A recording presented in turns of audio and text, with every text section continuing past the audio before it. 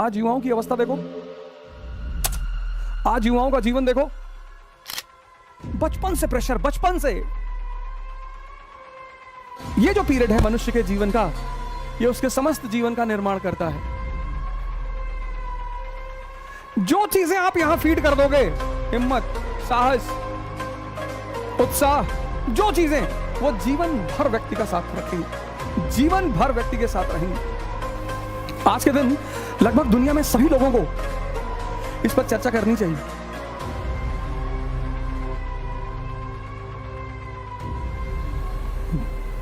जय हिंद फ्रेंड्स।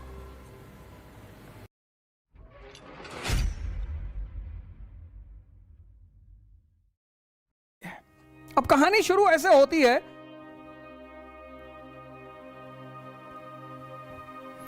कृष्ण शैशव अवस्था, कान्हा, बड़ा इंपॉर्टेंट है, इनके नाम भी बड़ा इंपॉर्टेंट। कान्हा, कन्हैया,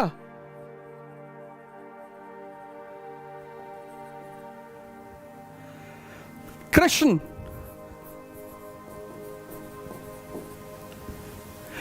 योगेश्वर,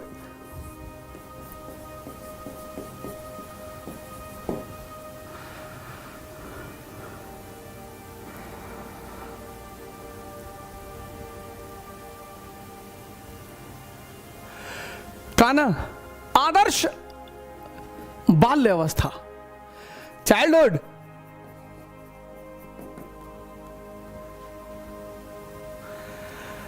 कन्हैया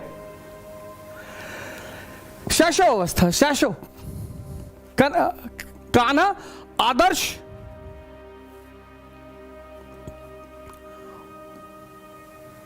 शैशव अवस्था, इन्फेंट पीरियड, आदर्श चाइल्डहुड, बाल्य अवस्था, कृष्णा आदर्श युवा अवस्था,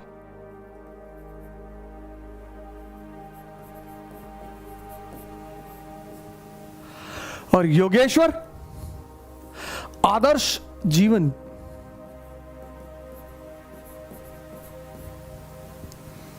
आज के दिन लगभग दुनिया में सभी लोगों को इस पर चर्चा करनी चाहिए। आज आप देखो हमारे घरों में बचपन से प्रेशर, बचपन से। महाभारत सीरियल है, कृष्ण के ऊपर सीरियल है। आज तो किसी को पढ़ने की जरूरत ही नहीं, इतने सारे सीरियल हैं। आप कृष्ण की इन्फेंट अवस्था देखो, आप कृष्ण की बाल्य अवस्था देखो। ये जो पीरियड है मनुष्य के जीवन का, ये उसके समस्त जीवन का निर्माण करता है। जो चीजें आप यहां फीड कर दोगे, हिम्मत, साहस,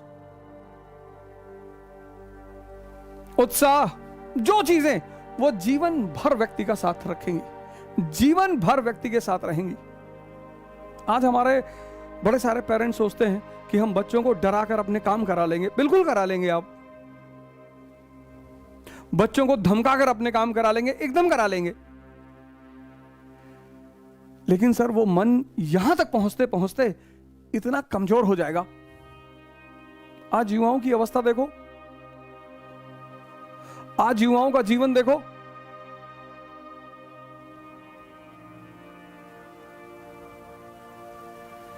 जब इस चरण में जहां निर्माण है, निर्माण, आदर्श इन्फेंट पीरियड,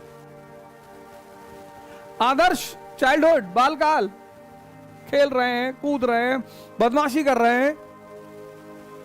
और मां यशोदा तो एक आदर्श मां है। शिक्षा,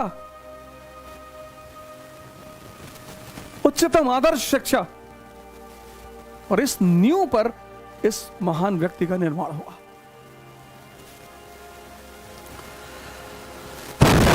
अब ये सारी कहानी समझने के लिए, ये सारी कहानी जानने के लिए, इन सूत्रों को जानने के लिए बड़ी सारी, भगवत गीता तो भगवान कृष्ण ने खुद ही कही, उसके न जाने कितने रूप, न जाने कितनी कमेंट्रियां पड़ी हुई हैं बाहर।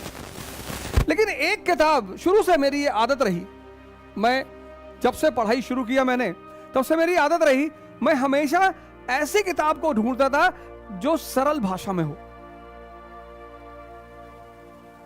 हमेशा। जैसे एंशिएंट इंडिया, मैंने उसकी एक हिंदी मीडियम की किताब पढ़ी, झा श्रीमाली।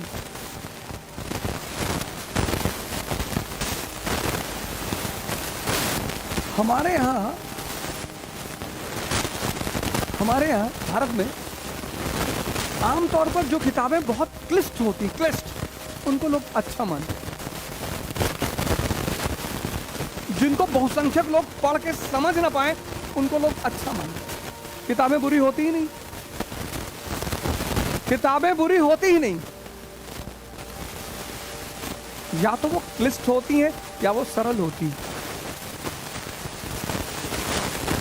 अब क्लिष्ट भाषा जो है वो सब दिमाग को समझ में नहीं आएगी, इसलिए किताबें हमेशा ऐसी होनी चाहिए जो सरल भाषा में। सरल उदाहरण दे रहे हूं, उन सारे सूत्रों पर, उन सारे फॉर्मूलों पर इस किताब में सबसे सरलतम ढंग से चर्चा की गई है। सारी किताबों में चर्चा की गई है, बहुत सारी किताबों में। गीता एकमात्र किताब नहीं है, बाइबल भी है, आदि ग्रंथ भी है, कुरान भी है, रामायण रामचरितमानस भी है, बड़ी सारी किताबों में चर्चा की गई है। लेकिन जिनको गीता पढ़ने का मन है, जिनको लगता है कहीं ना कहीं जिंदगी उलझी हुई है, उनके लिए यह सरलतम किताब है। क्योंकि हर आदमी को अपने जीवन में इस उद्देश्य को पूरा करना है।